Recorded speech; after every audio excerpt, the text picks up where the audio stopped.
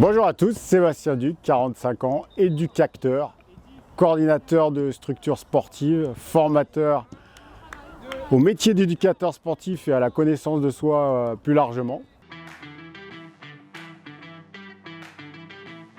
Mon métier consiste à accompagner à la fois l'individu, que ce soit le jeune enfant et l'adulte, pour développer ses compétences sportives, techniques, connaissance aussi de lui, l'adulte aussi, et puis les collectifs, puisque sur les collectifs dans le sport depuis maintenant 25 ans, je fais en sorte que les équipes soient performantes dans le jeu, performantes aussi dans le bien-être et le vivre ensemble.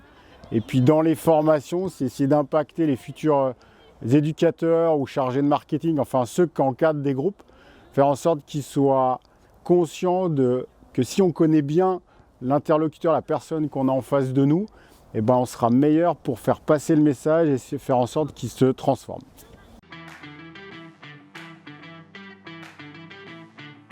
J'exerce ce métier, on va dire, depuis plus de 25 ans. J'ai commencé 17-18 ans quand j'étais encore joueur de section sportive et j'étais vraiment attiré par le fait de transmettre ma passion du football, transmettre des contenus d'apprentissage avec le temps qui ont été de plus en plus précis.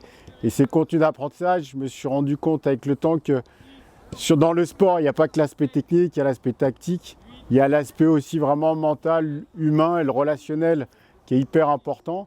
Et ce qui fait qu'aujourd'hui, j'accompagne en accompagnement, je l'ai doublé, vous avez vu, et le coaching, des gens sur ces aspects d'apprendre à se connaître, mieux se connaître pour pouvoir le transmettre aux autres et faire en sorte qu'on soit plus précis dans la transmission des contenus techniques, tactiques, physiques et mentaux.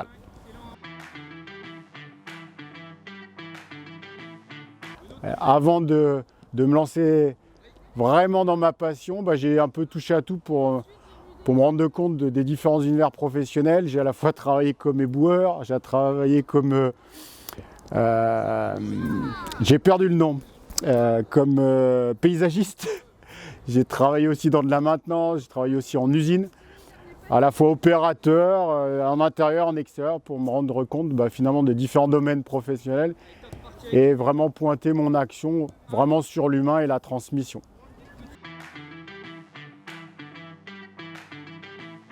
Ce qui m'a donné envie de faire ce métier, c'est des expériences que j'ai vécues dès le plus jeune âge dans le football.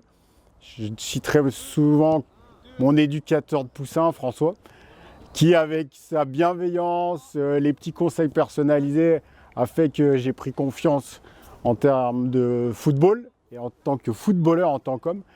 Et cet enthousiasme, cette envie de transmettre, ça m'a vraiment impacté. D'autres enseignants ou éducateurs, quand j'étais au collège, quand j'étais au lycée, ont conforté ce choix de vouloir transmettre aussi à mon tour, à travers le sport, puisqu'on se met en action et ce qui est important pour moi, et faire en sorte qu'aujourd'hui, je suis de l'autre côté. C'est à moi aussi de renvoyer l'ascenseur aux futures générations, aux jeunes et même aux gens plus âgés que moi, mais qui ont vraiment envie de mieux se connaître et passer à l'action dans l'activité physique.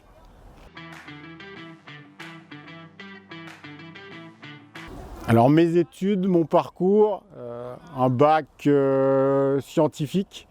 J'aimais analyser les choses, donc je pense que c'est pour ça que j'ai choisi un bac scientifique. Après, je suis parti du côté de Grenoble faire une licence en sciences et techniques des activités physiques et sportives. J'ai passé une maîtrise. Après, je suis allé à l'Institut universitaire de formation des maîtres pour devenir enseignant d'EPS.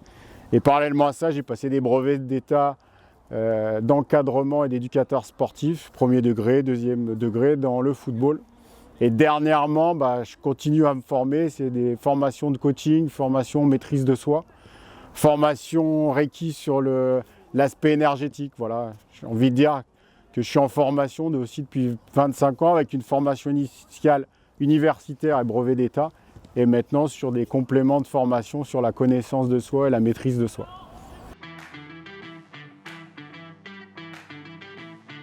Alors, une journée de type de coach Eb, c'est lever vers 6 h du matin, un verre d'eau pour s'énergiser. Après, je fais des routines physique.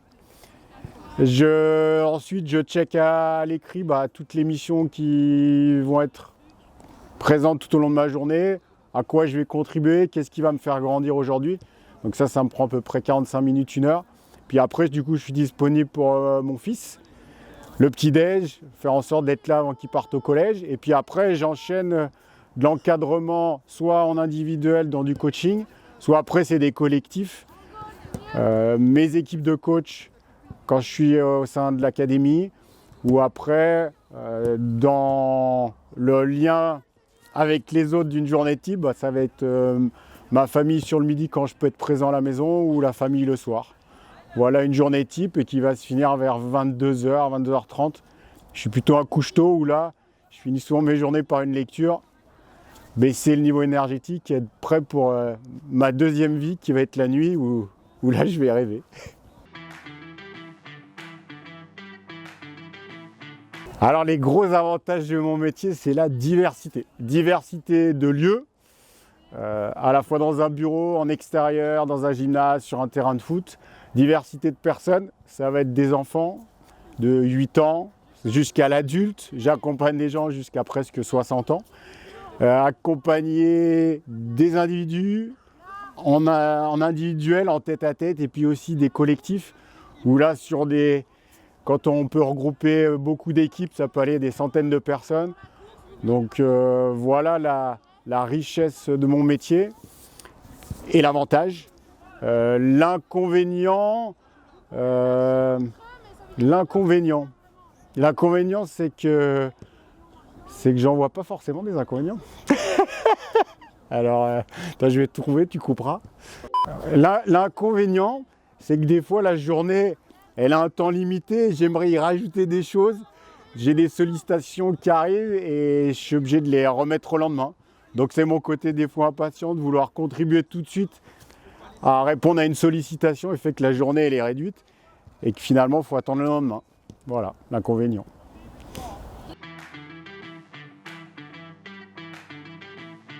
Alors pour exercer mon métier, les compétences à devoir construire, c'est déjà bien connaître les différents publics, de l'enfant à l'adulte, quels sont ses besoins, comment il se construit. C'est des compétences d'organisation, organisation d'un entretien, l'organisation d'une séance d'entraînement. Après, il y a vraiment les compétences relationnelles, être capable d'être à l'écoute, de se connecter à l'autre pour partir de ses besoins, ses valeurs, pour essayer d'y répondre et faire en sorte que derrière, on la questionne puisque c'est elle qui doit trouver les réponses pour qu'elle puisse atteindre ses objectifs. Alors les conseils pour quelqu'un qui aimerait exercer le même métier que moi, c'est-à-dire d'accompagnateur, d'individus et de collectifs et de formateur, c'est davantage être centré sur l'autre, ses besoins, toujours se former sur la connaissance de soi, se former sur les techniques qu'on souhaite transmettre, passer du temps à régulièrement reprendre ses notes pour affiner ses discours, affiner ses techniques de transmission, puisqu'on apprend tous les jours et c'est vraiment un conseil hyper important, voilà, de toujours remettre le métier à l'ouvrage. C'est vraiment un art, hein, et puis faire en sorte qu'on mette aussi de la variété dans tout ce qu'on propose pour que nous aussi, on ait toujours cette énergie, cette fraîcheur quand on accompagne un individu ou un collectif. Voilà. Merci monsieur.